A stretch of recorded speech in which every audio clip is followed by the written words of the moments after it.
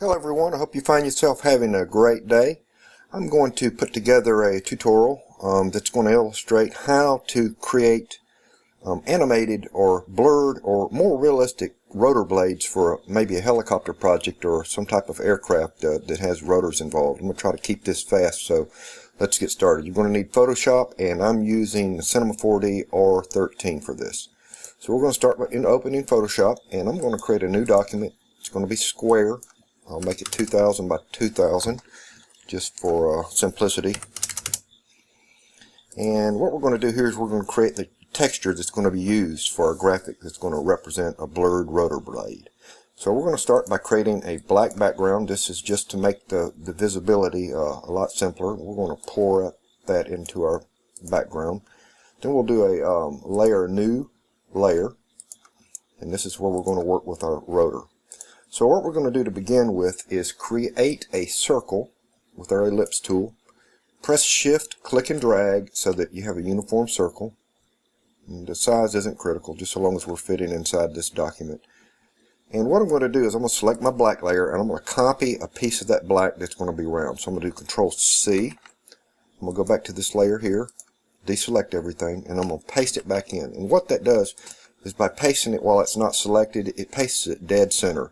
So I'm going to take my move tool, I'm going to take my select tool, I'm going to do Control A to select this entire layer. Then I'm going to take my move tool, I'm going to bump it down one and then up one. Now what I've got is this selected that we've just pasted, and it's perfectly centered. Okay, so we're going to take our rules, we're going to drag them out, and you'll feel it pop in the middle right there, and that's going to indicate the dead center. We're going to drag one down horizontally, and then you'll feel it pop again right there, dead center. Now what we're going to do is we're going to do a Control A. We're going to, with our selection tool, Control A. We're going to then select our move tool, bump it up one, bump it down one. That's just to get a perfect selection around this. Now what we're going to do is we're going to fill this with our foreground color, which is going to be white. Edit, fill, foreground color. So now we've got white on black. Okay, black's not going to be used. It's just to help us see the contrast of this versus nothing, a transparent background. Now that we've got that filled in, let's deselect it. Okay, take your rectangular selection tool, and what we're going to do is we're going to delete half of what we see here. And what I mean by half is we're going to delete quarters of this area.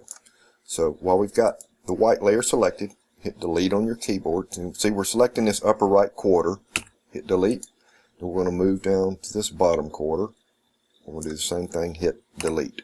Okay, so it's left us with half, but staggered in quarters. So what we're going to do next is we're going to take our magic wand, we're going to select one of these, and then we're going to take and change our color palette a little bit. We're going to take that black color and change it to somewhat of a gray. Anywhere in here, if you're here it's good, if you're here it's good. Just pick something gray. Okay. Now we're going to take the gradient tool, and we're going to fill that in. And sometimes you'll have to get this right. Sometimes it's opposite in the way you'd like to use it. We're going to have the lighter color on the outside and the grayer color towards the inside. So I'll give it a shot, see if I get it right. Nope, got it wrong. So then just drag the other direction. Start about the middle and drag to the edge. Okay, so that's what we want. Now deselect that. Okay, and then take your magic wand, and we're going to select this one. We'll do the same thing. Maybe we'll get it right the first time. Start in the middle and drag towards the outside. And we got it right. So we're gray towards the center and whiter towards the ends. Alright, deselect everything. Turn off your black layer. And this is what we're going to use for our rotor dynamics and getting a believable looking rotor spin. So at this point we're going to save this file, save as. I'll just save it to the desktop. We need to be in the PNG format. If I can find that. Okay. We'll just call that blades. We want to have the alpha channel included in this. Okay. Leave everything by the default. Click OK. Let it save, and we can minimize that. So now, there's our copy of what we've just created. Let's go into Cinema 4D.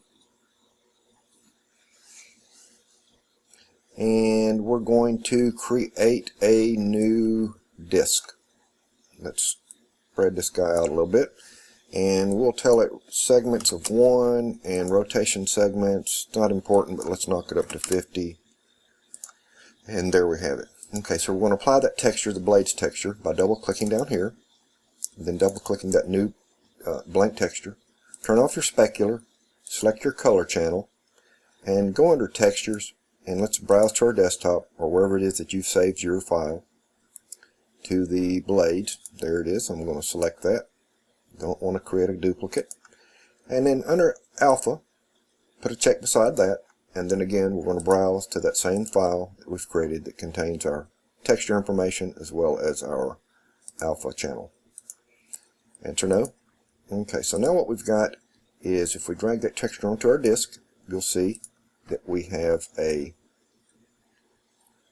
texture applied to that disk that contains that alpha information, which is going to allow us to see through that. Alright, so now we need to do something. We need to animate this disk. So let's select our disk. I'm going to start off by, while we've got it selected, I'm going to add a keyframe at key 0 or frame 0, and then I'm going to move forward to frame 10, right?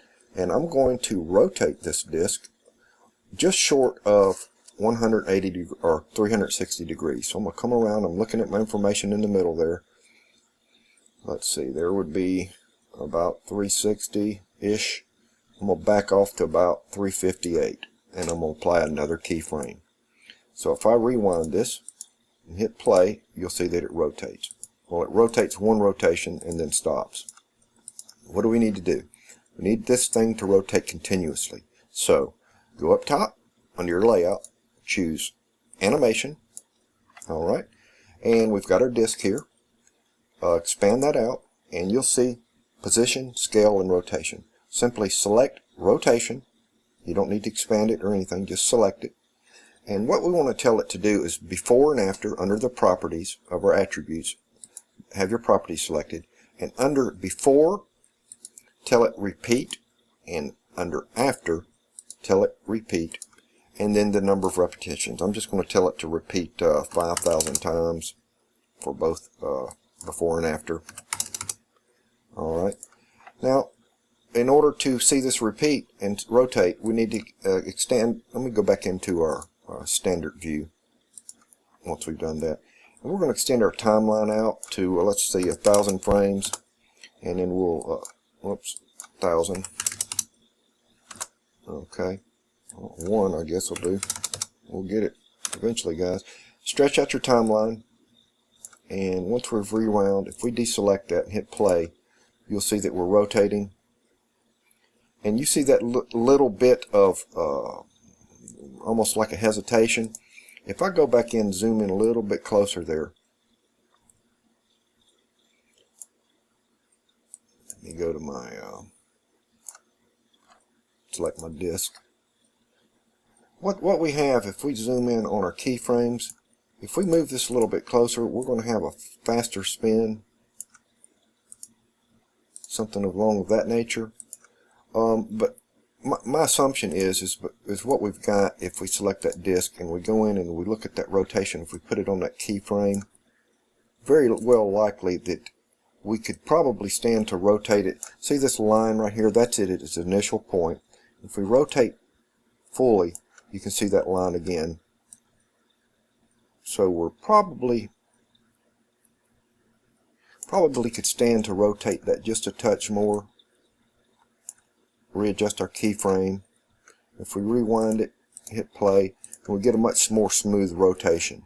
Now, if I render this out, it's not going to have much appeal to it. But if I go into select that disk, right click it, Cinema 4D tags, and choose motion blur, that's going to help out. But we'll also need to go into our render settings, under effects, choose vector motion blur, and at this point, when we render it in our picture viewer, you'll see that it now blends itself nicely. And once this guy plays, you're going to see that if you apply this to a position on your animation as a rotor, you're going to get a very realistic looking rotor. So I hope this helps you guys. Remember, if you like my channel, please comment, rate, and subscribe, and we'll talk to you later. Bye bye.